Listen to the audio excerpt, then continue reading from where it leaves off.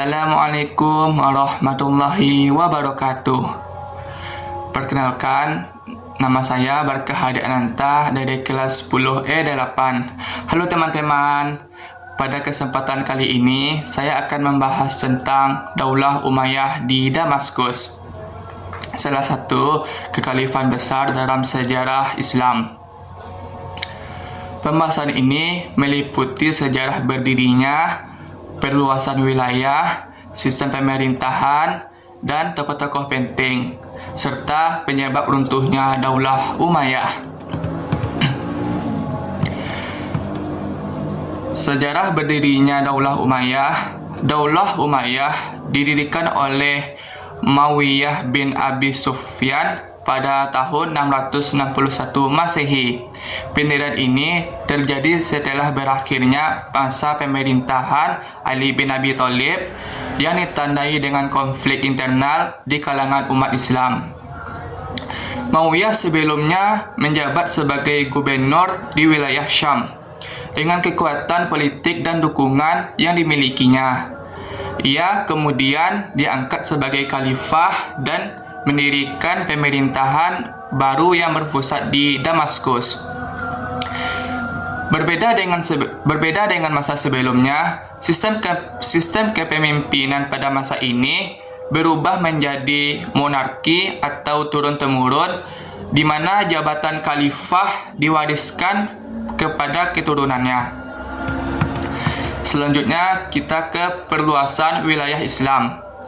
Salah satu ciri kejayaan Daulah Umayyah adalah luasnya wilayah kekuasaan.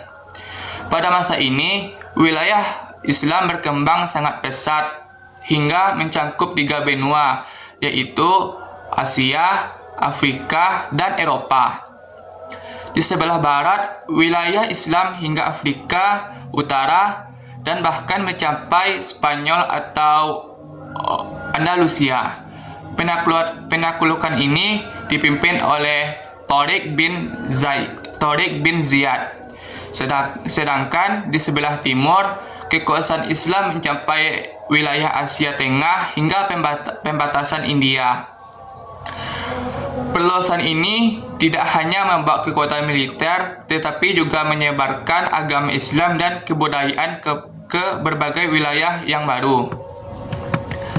Selanjutnya, sistem pemerintahan dan kebijakan. Dalam menjalankan pemerintahannya, Daulah Umayyah menerapkan sistem administrasi yang lebih terorganisir dibandingkan sebelumnya.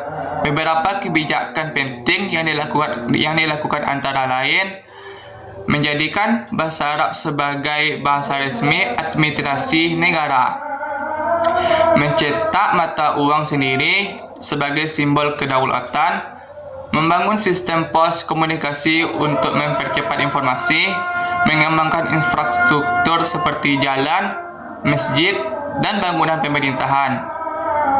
Kebijakan ini terutama diperkuat pada masa pemerintahan Abdul Malik bin Marwan yang berhasil menstabilkan kondisi negara.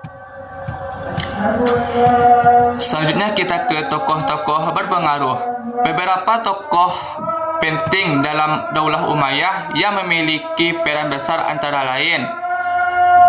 Yang pertama, Muawiyah bin Abi Sufyan. Sebagai pendiri, ia berhasil membangun fondasi pemerintahan yang kuat. Yang kedua, Abdul Malik bin Marwan. Ia berjasa dalam reformasi administrasi dan menjadikan bahasa Arab sebagai bahasa resmi. Yang ketiga, Ali Walid bin Abdul Malik. Pada masa pemerintahannya, pembangunan dan perluasan wilayah mencangkup puncaknya. Yang keempat atau yang terakhir, Umar bin Abdul Aziz, dikenal sebagai khalifah yang adil. Ia menerapkan kebijakan pro rakyat dan memperbaiki kesejahteraan masyarakat.